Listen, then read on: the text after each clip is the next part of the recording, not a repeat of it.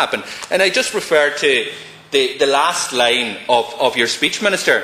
And it says, one of the main messages I want to get across to those sitting on unsold vacant units is that my department and every local authority in the country is open for business under the leasing initiative.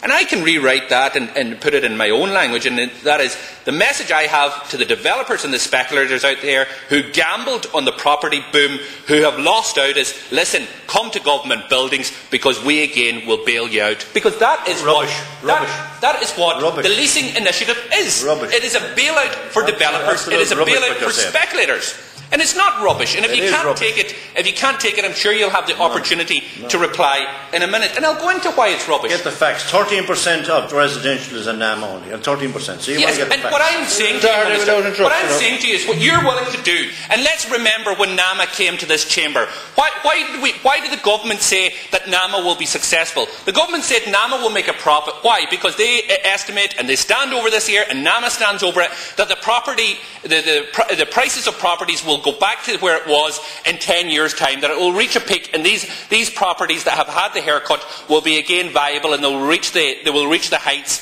of previous times in 10 years' time. What we're doing, and what you're saying in your message, is to the 30,000 unsold properties, come to me. I will rent your properties at a time when you can't sell them. I will put money into your pockets from the taxpayer. I will bail you out once more, and after 10 years you can have your property back. And listen, by the way, folks, we have a NAMA report here. We've got expert consultants that says that the property prices will reach a new level in 10 years' time. So you can go on. You can go on, Mr. Developer, my friend down in the Galway tent, and you can sell your property after 10 years, after getting the rent from the local authority, because we will bail you out once more. And what will happen to the Mary or the John, the person who's waiting for the social house, the person who wants a social house? In 10 years' time, they will be turfed out onto the road. The modifications that they've done to their house will be nothing. It will be worthless. If they want to buy those houses off the local authority, as they can do if the local authority was building or buying houses, they will have no option. They won't get any rent relief off the rent that was paid. So this is, Minister, and you can call it rubbish for all you want, but this is nothing but a dressed up bailout for developers. You know fine well, if you have a son or daughter or yourself and you decide, you get married and you start a family, do you decide to rent for the rest of your life? Of course you don't.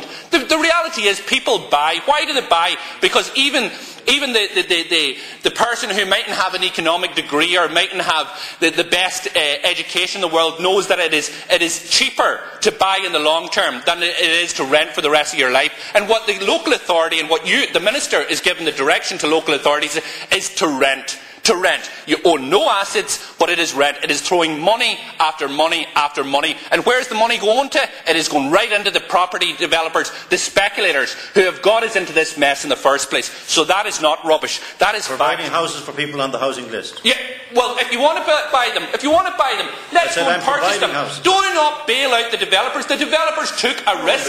Purchase the house. I'll tell you, there's 47 apartments. Give me 5 billion. 47 apartments in Ballybofey at the minute, in Navanny Street in Ballybofey, right beside the super value. Do you know how much those apartments are going for, Minister? You can buy, you as the Minister can give a direction, give the money to Donegal County Council, €500,000 for 47 apartments, €11,500 per apartment. But hang on, no, you don't agree with buying those houses, because what you'll do is, if the developer's okay, your message is, no, come to me, I'll actually rent them off you. You don't worry about it, we'll pay your mortgage over the next years, we'll bail you out over the next 10 years, and see when things get good again, sure, sell them off to the biggest, at the biggest price that's going. And that's what it's all about. And this whole nonsense about knocking down houses is again just another attempt to feed the property boom that has fed the coffers of your party and who has got us into this position. And I've sat in local authorities, I've sat in Donegal County Council, and I've watched members of this Shannon, who's now a government appointment, this Shannon, and other members of Fianna Fáil rezoning land willy-nilly, taking points on maps and saying, let's put a point here, let's put a point there, and just allowing it for multiple developments. And it is absolutely crazy what was going on. At a time when Senator Brianna Dolan was the chairperson of the Strategic Policy Committee on Donegal County Council of Planning and Economic Development, he argued at a time to bring in a tax incentive a tax incentive scheme for Donegal County Council so that more properties could be built. And Minister, this was happening, and if you don't want to listen to me, that's fair enough, but I'm going to say it. This was happening at a time when Donegal County Council were getting in excess of 8,000 planning applications every single year. 8,000 planning applications, and your party was arguing for a tax relief scheme, so we could build more property. Let's fuel the markets. Let's keep the boys coming to the Galway tent. It is absolutely shameful, Minister, that you sit there and you say, it's great we have this report, and it shows that it's not as bad as other people have said. It's not as bad as what other people have said. The people that are living in it don't have the luxuries. You have 1 minute left. Thank you. Don't have the luxuries of somebody driving their car up to their nice estate. Don't have the luxury of their car being opened for them by their chauffeur driven. Don't have the luxury of a €200,000 paycheck being put into their back pocket every year, the pensions that ministers around the cabinet table are getting.